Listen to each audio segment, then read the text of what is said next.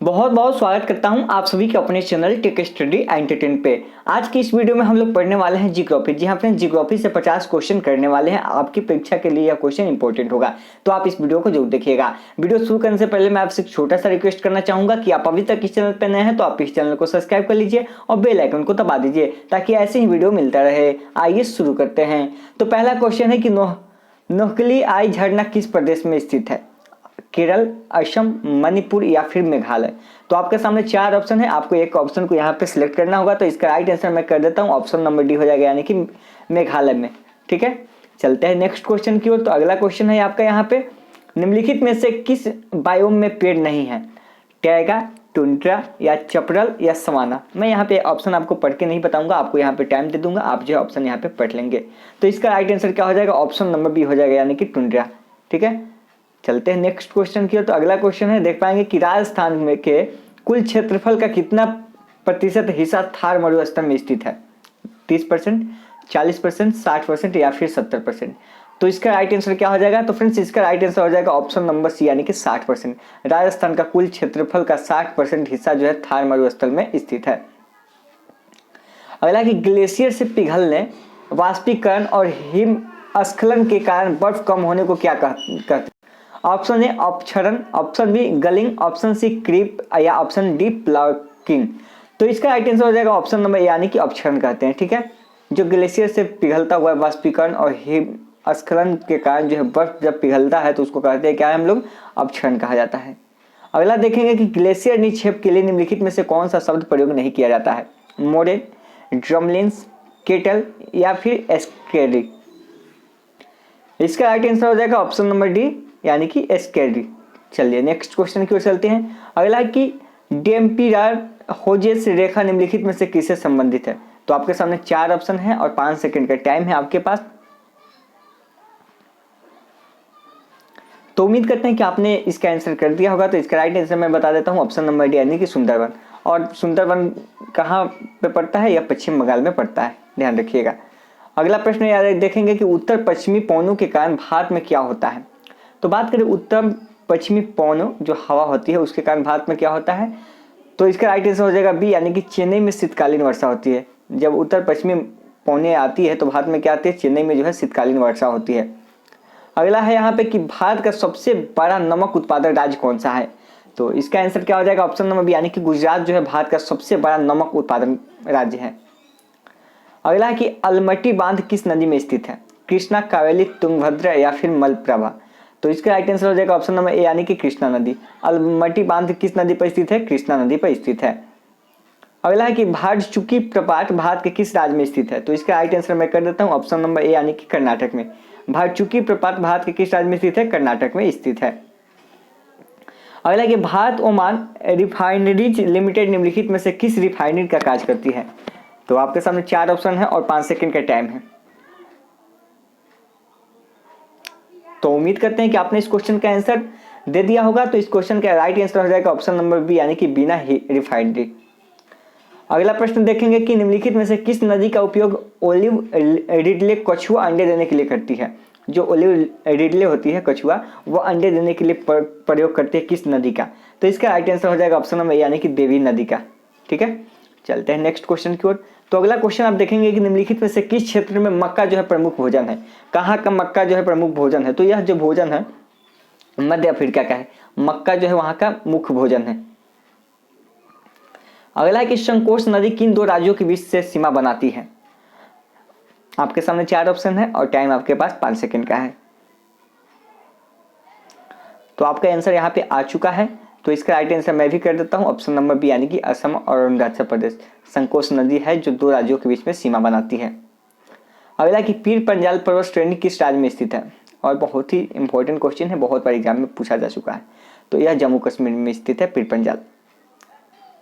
अगला कि भारत में अधिकतर किस प्रकार के वन पाए जाते हैं? देखिए, भारत में जो वन पाए जाते हैं वो अधिकतर जो होते हैं उष्णकटिबंधीय पर्णपाती वन होते हैं। देखिए, यह क्वेश्चन आप देख लीजिएगा। ठीक है, इंपॉर्टेंट क्वेश्चन है। अगला है कि बिना ऑक्सीजन आपूर्ति के माउंट एवरेस्ट की चढ़ाई करने वाले पहले व्यक्ति कौन थे? यानी कि बिना वहां पे ऑक्सीजन की आपूर्ति के बिना ऑक्सीजन के माउंट एवरेस्ट पर चढ़ने वाले कौन व्यक्ति थे पहले? तो इसका राइट आंसर क्या हो जाएगा? ऑप्शन नंबर यहाँ पे सी हो जाएगा, राइनहोल्ड मैस्नेल। चलिए नेक्स्ट क्वेश्चन की ओर चलते हैं। अगला कि भारत भूमध्य रेखा के उत्तर में किस अक्षांश के बीच में स्थित है?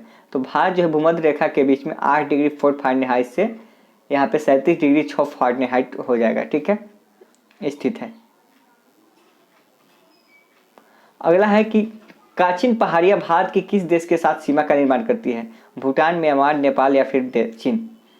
तो जो काचिन पहाड़ियाँ होती है वह भारत के म्यांमार के साथ सीमा निर्धारण करती है। भारत और किसके साथ?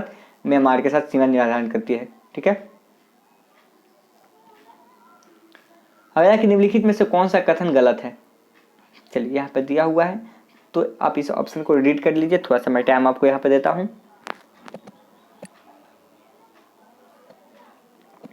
चलिए उम्मीद करते हैं आपने आंसर भी कर दिया होगा। तो इसका राइट आंसर हो जाएगा ऑप्शन नंबर सी, यानी कि खासी पहाड़ियों को स्थानीय भाषा में लुसाई पहाड़ियाँ कहा जाता है। ये कथन आपका गलत है, ठीक है, ये आपका आंसर सही हो जाएगा।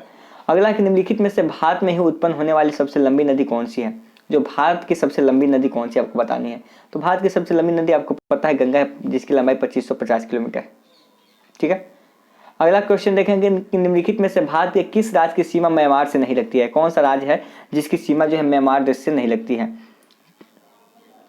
चलिए तो इसका राइट आंसर क्या हो जाएगा? इसका राइट आंसर हो जाएगा ऑप्शन नंबर डी, यानी कि असम की सीमा जो है म्यांमार से नहीं लगती है। अगला क्वेश्चन है यहाँ पे कि मालवा पठार किस राज्य का हिस्सा नहीं है? तो देखिए मालवा पठार जो है वह महाराष्ट्र का हिस्सा नहीं है। कहाँ का नहीं है? महाराष्ट्र राज्य का हिस्सा नहीं है मालवा पठार। अगला है कि निम्नलिखित में से कौन सा कथन गलत है? तो सुंदरवन डेल्टा में विश्व का सबसे बड़ा मैंग्रोव वन है। देखिए ये कथन तो बिल्कुल सही है। भारत विश्व का सबसे बड़ा माइका उत्पादन है, ये भी कथन सही है। भारत जो विश्व का सबसे बड़ा माइका उत्पादन है।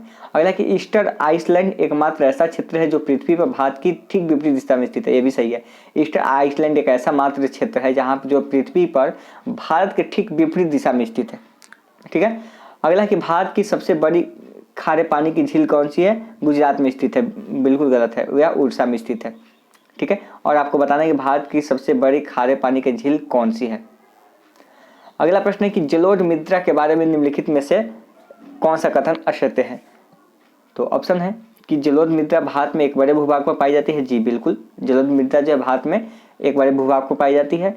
यह मृदा काफ़ी उपजाऊ होती है, बिल्कुल सही है। इसमें नाइट्रोजन की कमी होती है, भी सही है। यह फास्फोरस होती है, बिल्कुल सही है। अगला कहता है कि इसमें क्ले की मात्रा काफ़ी अधिक होती है और यह नाम को ज़्यादा समय तक रख सकती है, ये गलत है आपका, ऑप्शन नंबर डी हो जाएगा। अगला कि निम्नलिखित में से भारत का सबसे कम ऊंचाई वाला क्षेत्र कौन सा है? देखिए सबसे कम ऊंचाई वाला क्षेत्र की बात करें तो यह हो जाएगा कुट्टानाद, यानी कि केरल में, ठीक है, ऑप्शन नंबर ए हो जाएगा। अगला देखते हैं कि भारत की स्थलीय सीमा कितने देशों से लगी है, जो स्थलीय सीमा है। तो इसका राइट आंसर हो जाएगा ऑप्शन नंबर यहाँ पे बी, यानी कि 7 होगा, ठीक है। और 2 जो है जल से लगा हुआ है, ठीक है। 7 स्थलीय, 2 जलीय। अगला कि क्षेत्रफल के मामले में निम्नलिखित में से कौन सा देश भारत से बड़ा नहीं है? तो देखिए भारत से बड़ा कौन सा नहीं आपको बताना है। तो इसका राइट आंसर तो हो जाएगा ऑप्शन नंबर डी, यानी कि इंडोनेशिया। तो मैंने इसका एक ट्रिक भी बताया था आपको, क्षेत्रफल की दृष्टि से कौन सा देश बड़ा है। मैंने बताया था कि रूस चीन अब आया भारत, यानी कि रूस चीन अब आया भारत, आया भारत, ठीक है, ऐसे था ट्रिक करके, यानी रूस, कनाडा, चीन, अमेरिका, ठीक है। इसी तरह से ऑस्ट्रेलिया, भारत, भारत का स्थान जो है 7वें स्थान पर भारत है, ठीक है। चलिए तो ये देख लीजिएगा। तो इसमें देखिए ऑस्ट्रेलिया, ब्राज़ील ये सब तो पहले आया है ना, तो भारत से पहले है, तो ये सब बड़ा है, ठीक है। तो इसमें कौन है कि कौन सा देश जो है भारत से बड़ा नहीं है? तो भारत से बड़ा जो है इंडोनेशिया नहीं है, बाकी सब जो भारत से इसका क्षेत्रफल जो बड़ा है, ठीक है। तो यह क्वेश्चन मैं करा चुका हूँ ट्रिक वाले वीडियो में। अगला कि भूटान के साथ भारत के किस राज्य की सीमा सबसे ज़्यादा लंबी है? देखिए भूटान के साथ बात करें तो किसकी है? असम की सीमा जो है सबसे ज़्यादा लंबी है। अगला कि खारदुंग लाभ पर्वतीय दर्दला किस राज्य में स्थित है? तो इसका राइट आंसर हो जाएगा ऑप्शन नंबर सी, यानी कि जम्मू कश्मीर में। और यह इंपॉर्टेंट क्वेश्चन मैं करा रहा हूँ फ्रेंड्स, तो वीडियो को लाइक कीजिएगा, ठीक है, और चैनल को भी सब्सक्राइब कीजिएगा। अगला कि ताप के अंतर का उपयोग निम्नलिखित में से किस कॉन्सेप्ट के लिए किया जाता है? देखिए ताप के अंतर का जो उपयोग होता है तो उसकी बात मैं कर लेता हूँ यहाँ पे थोड़ी सी। तो वह मानसून के लिए किया जाता है। किसके लिए? मानसून के लिए किया जाता है, ऑप्शन नंबर ए हो जाएगा। अगला है कि भारत के स्थलाकृतिक मानचित्र किस संगठन के द्वारा बनाए जाते हैं? तो फ्रेंड्स इसका राइट आंसर हो जाएगा ऑप्शन नंबर बी, भारतीय सर्वेक्षण। थोड़ी सी यहाँ पे प्रॉब्लम भी हो रही है, बहुत ही ज़्यादा बोलना पड़ रहा है, कंटिन्यू आपको वीडियो दे रहा हूँ तो थोड़ी सी प्रॉब्लम भी हो रही है, फिर भी इस प्रॉब्लम को मैनेज करके आपके लिए वीडियो यहाँ पे बना रहा हूँ ताकि आपकी एग्ज़ाम जो है सही से हो पाए। अगला कि निम्नलिखित में से पिटमोन्द पठार का उदाहरण कौन सा है? तो इसका राइट आंसर क्या हो जाएगा? ऑप्शन नंबर सी यानी कि मालवा का पठार हो जाएगा। ठीक है, चलते हैं नेक्स्ट क्वेश्चन की ओर। तो अगला कि दक्षिण से उत्तर दिशा की ओर दिए गए बंदरगाहों को व्यवस्थित करना है। इसमें दक्षिण से उत्तर दिशा की ओर बंदरगाह दिया गया है, आपको इसमें बताना है कि कौन सा सही है। तो देखिए इसका सही जो हो जाएगा क्या हो जाएगा? तिरुवनंतपुरम कोचीन में हो जाएगा, फिर कालीकट यानी तब बेंगलोर। ठीक है, ऑप्शन नंबर सी हो जाएगा आपका करेक्ट हो जाएगा। अगला देखेंगे कि निम्नलिखित में से किस मठ को गलदे नामगेय लहट से कहा जाता है?